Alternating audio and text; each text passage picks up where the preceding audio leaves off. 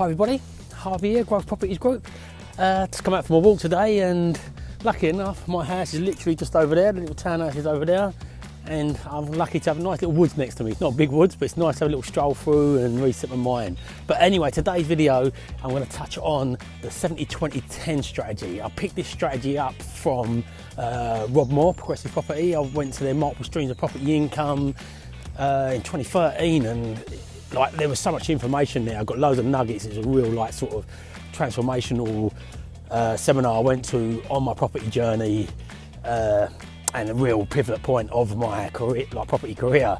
But there was so many nuggets there, but this is one of the ones, probably the biggest takeaway I've took from it and implemented the most. And every time I don't implement this, the wheel starts falling off, and every time I do implement it, things like come into place a lot better.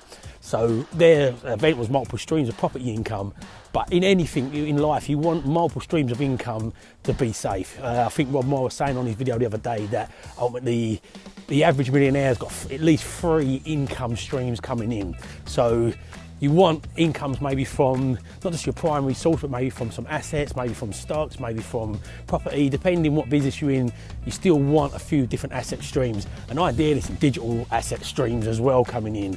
Daniel Priestley touches on that loads. Like the new assets going forward are digital ones, you know, so not just your old traditional bricks and mortar gold and stocks and bonds, you know. So yeah, building up a 70-20-10 strategy to achieve these multiple streams of incomes is by far the best way I've ever come across of doing it. Yesterday I'd done the video on the 80-20 principle by Pareto, saying 20% of your 20% of 80-20, say 28% of your wealth usually comes from 20% of your efforts.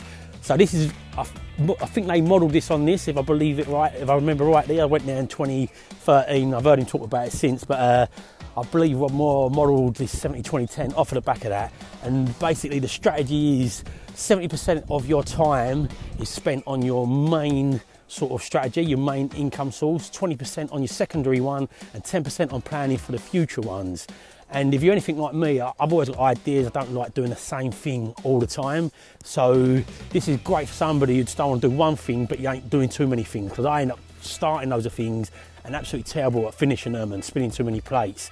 And the strategy works that it depends. You might set the strategy up just to get 2 or 3 income streams. Depending on how ambitious you are or how much you enjoy doing what you do, you can set up the 70% to get to a point of systemization, and I mean full systemization where it can operate without you, with a manager. The manager can hire people, it can scale without you.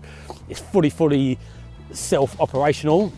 You can then move that 70% into autopilot because it don't need you anymore, and then you move your 20 up to your 70, and then your 10 up to your 20, and create a new 10 that you do the planning, research on, while you're working on the other 2. So you're always working on a few different things, but you're also then not just sort of narrowed into just one stream of income or one sort of thing to work on, and stuff, like for myself included, being bored.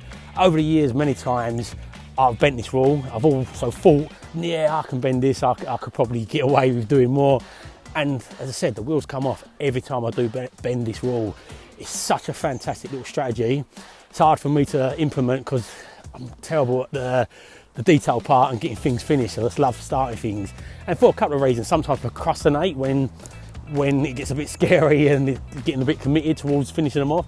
And sometimes I just get bored and just want to move on to something different. So, but if you keep that in your mind, I'm not gonna move the new project in until I finish at least one into autopilot, or needing a lot less of your time. And that don't have to be full automation, but it could like reduce it down to a lot less of your time. Like my lettings companies reduced down, it needs about, like, yeah, it needs a small percentage, maybe 10-15% of my time now, where last year that was my 70% because it needed my attention.